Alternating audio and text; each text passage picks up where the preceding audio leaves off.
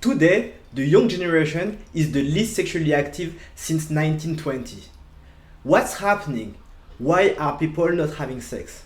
Let's dig into it. Hello and welcome to the Masculine Academy channel. We provide you all the tools necessary to become the best version of yourself and succeed in relationship. If you're new here, consider subscribing and hit that bell button so you don't miss a single episode full of valuable information just like this one. Let's dig into it. Think about it like maybe 200 years ago. You are a young man. You live in a little village. Everyone around you is getting in a relationship and you're finding your partner. It was very easy at the time. The parents would just get together, try to find the best potential mate for you, and you would just have to say yes, let's go ahead. That was as simple that it used to be. Sometimes, obviously, you wouldn't want to be with that person. Maybe you would be fancying another girl, but that was the way it was. If you think about it, back in the day, what used to happen is that people used to live in small communities. Small communities where you will have all the men mostly doing the same type of jobs. All the women also doing the same type of jobs. The men were coming from the same type of background in terms of their genetics. So they were more or less the same height. They were more or less the same physique. So from a woman to pick a man from this community, the difference between their ability to provide and protect was very minor. Now it's totally different. We have loads of choices when it comes to mate. We have loads of choices when it comes to women. Loads of choices also involve too many options to choose from. Now the world is a much bigger place. Everything is globalized. The sexual marketplace is globalized. In other words, that a woman in China can message a guy in the US and they can start exchanging messaging. And maybe they will date or even get married at some point. All of that is increasing the competition compared to what it used to be, where men used to be in a small village with very little options and women had very little options. Back in the day, the socio-economic difference between the different males were very little as well. Being single was an anomaly and single motherhood was a rare occurrence. Now, more than ever, women are making a lot of money. They are making substantially more money than they used to be. And this is driving their behavior when it comes to selecting a mate. Figures compiled by the Press Association have shown that between the age of 22 and 29, a woman in the UK will typically earn 1,111 more per annum than her male counterpart. With the advent of internet and social media, the view is totally distorted. So it gives the impression that all men are earning a lot of money, all men are successful, all men are traveling in private jet. Obviously, this is not true. Most of the men are struggling financially. The vast majority of poor people in the world are men. The vast majority of people doing low-paid jobs are men. Most of what is being pictured on social media is not reflecting the reality. If you keep scrolling in between the different profiles, you will only see successful men and very beautiful women. Obviously, that's not the case. So you have to take a step back and realize that what is projected on social media, whether it is Instagram, Facebook, or TikTok, is not the real life. This is not the real life. You have to make sure that you don't compare yourself to other people. And this is why I always say, do not compare yourself with others, but compare yourself with who you were yesterday. There is also the FOMO, the fear of missing out, where a woman that is in a relationship or dating someone is under the impression that she can date a better man. And this is because of hypergamy. A lot of these situations lead to breakup in relationship or divorce for married couples. This presents an increasingly challenged environment for men that now have to compete with rich and successful men globally. It also creates an environment where women feel it's complicated to find a decent mate because of the distorted view presented by social media. A Washington Post article published in 2019 highlighted the amount of men under 30 not having sex has nearly tripled in the last decade. If you look at this graph, 30% of men are declaring not having sex in the past year. Interesting enough, the decline in sex is not as prominent for women. Why is it the case? Women are still having the same amount of sex overall.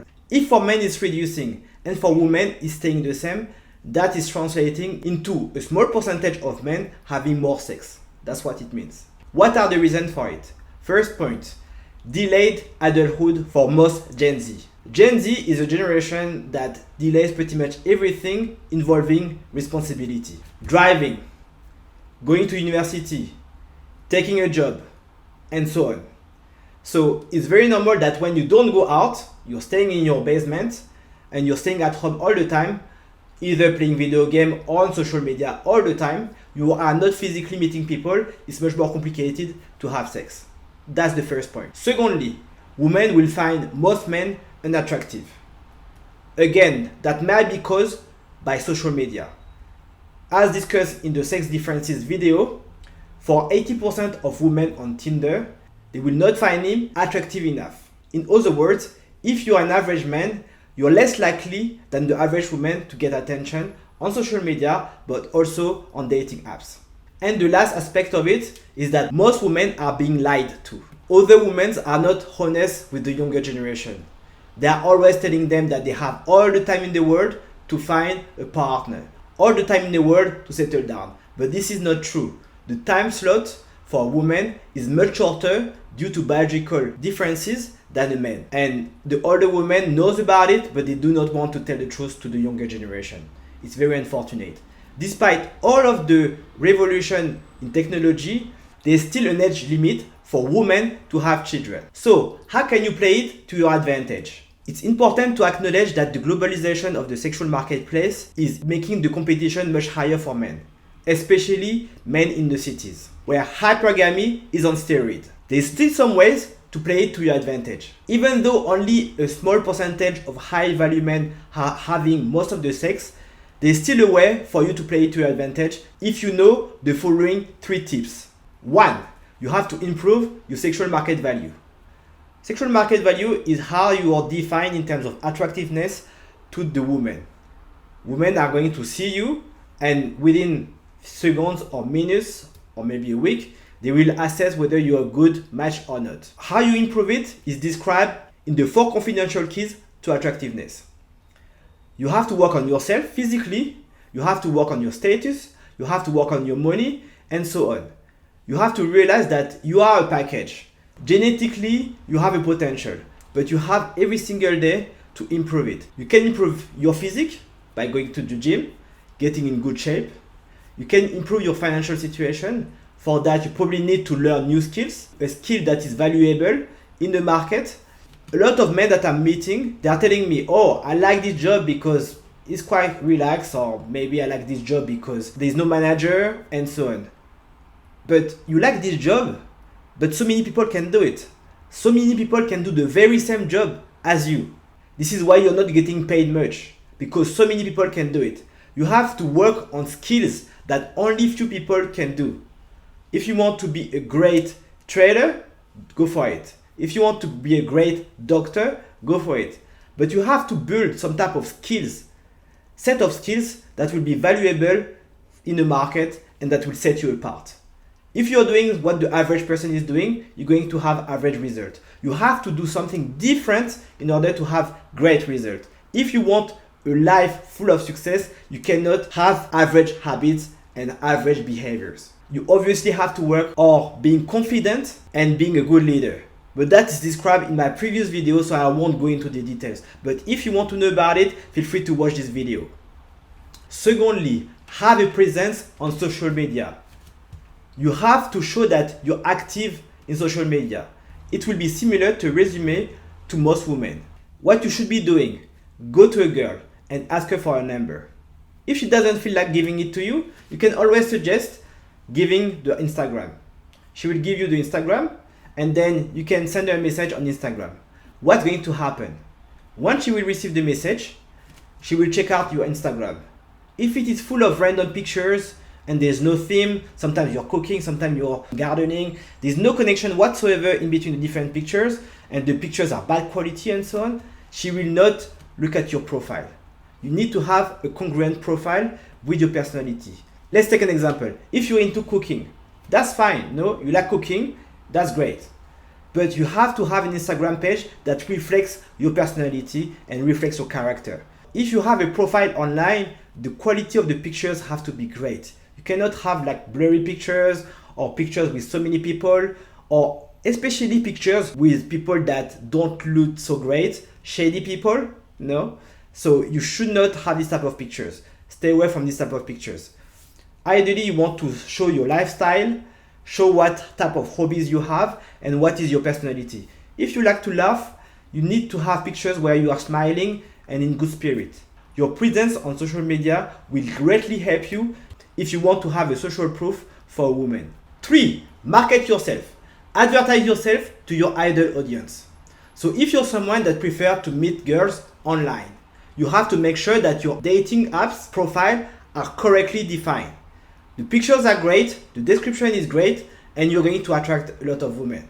You have to understand that the competition is very high, and as such, if you're an average man, it will not be easy for you to attract most women. If you prefer to meet girls face to face, which I personally recommend, maybe you have to make sure that you go to the right places to attract the girls. If you find a girl attractive, for example, in a gym, you might want to talk to her. But be careful of not going around and talking to all the girls. That's going to create a bad reputation for you. If you prefer to have a different settings, you can maybe go into a dog shelter. There are lots of women that are dedicated their life to helping dogs that are lost, for example, or don't have owners. Dog shelters are a great place to meet people, great people, and also a woman. You can go to the library, for example, but you have to be careful that you can't be too loud as well. Another recommendation, if you feel like meeting girls in a different setups, you can go to an art class. If you are going painting, for example, or drawing, it's a great way to meet girls. And finally, if you're a religious person and you want to go to church, it's also a great way to meet girls. But be careful because a lot of girls in church are entitled and they are usually going for the beta guys even though they are more attracted to the alpha guys. For these church girls, make sure that you vet them properly before entering long-term relationship with them. As a man, you have to understand that the market is getting more and more competitive. That's okay. You have to understand that challenges is what makes us better. So the challenging environment that we have and the fact that it's more and more competitive should give us an incentive to become better every single day. So if you're getting value in this video, smash the like button and share it with your friends. Question of the day. How would you react if your girlfriend out-earned you? Let us know in the comment section below.